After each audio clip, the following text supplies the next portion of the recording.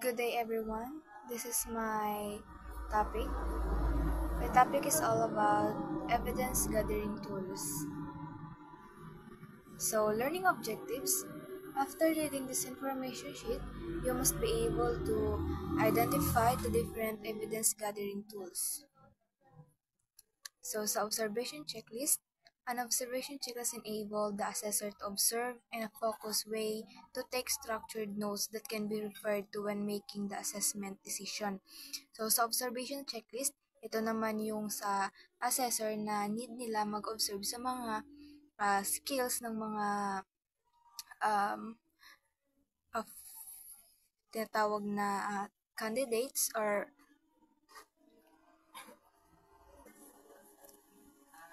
since yung assessors is nag-observe, ito naman yung trabaho nila para at least may lagay sila sa feedback ng mga candidate if yung skills nila is okay and appropriate sa kanilang nakuhang qualification.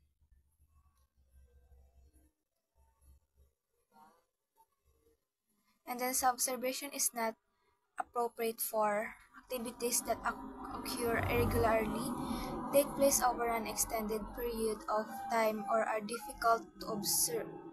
And then activities that require privacy and confidentiality. Situation where it may be culturally inappropriate to observe the activity, and a situation where workplace safety may be compromised. Ito naman yung mga kailangan ma-observe ng isang assessors, lalo na yung safety ng mga candidate and ma-assure din ng isang assessors na ang isang candidate is safe sa qualification na kanyang nakuha at walang aberya. Trabaho din ng isang assessors na panatilihin na maayos ang isang candidate dahil siya ang namumuno dito. Kailangan alam niya yung mga gagawin at need talaga observe ng isang assessors ang candidate dahil hindi naman pwede na hayaan lamang ang isang candidate na wala pang gaanong alam doon sa kanyang qualification na kinuha. And dito naman yung sample ng observation checklist with questioning demonstration. Ito naman na ibibigay naman ito sa mga candidate ng ang assessors is magpo-provide nito sa candidate, mag-a-ask ng mga ilan-ilan na question and then sasagutan ng candidate if yes or for example is competent siya doon sa ginagawa niya, and may mga questioning na itatanong yung assessors doon sa candidate at yung mga i-check niya lang is yes, no, or NA. And then sa questions, bukod doon sa question demonstration, meron namang question na yung ibibigay ng assessors na papel doon sa candidate at sasagutan niya din ito, or should I say, checkan kung alin dito yung yan. So, for example, rules and regulation. May mga ilalagay dito na mga rules. For example, sa school, ano ba yung mga rules natin sa school? Wag maingay kapag nagdi-discuss ang teacher. Kapag sasagot, mag-raise ng hands, mga ganyan. And then, yung mga sa mga company naman, yung mga rules na dapat mga hindi dapat gawin at yung mga dapat gawin. Ayun yung ilalagay dito. And then sa infrequent events, contingency question, safety question, extension, reflection question. Yan yung mga example na nakalagay dyan. At dadagdagan naman ng ibang example dito sa 1, 2, 3, and 4. And then kapag nandyan na yung mga question,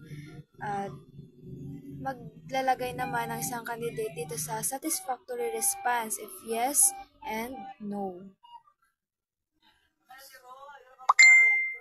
So next is feedback. Kaya nga need ng assessors na mag-observe sa kanyang mga candidates kasi kung hindi siya mag-observe, ano yung mailalagay niya doon sa feedback ng candidates. So, ang candidates ba is maganda yung performance, ilalagay niya dito.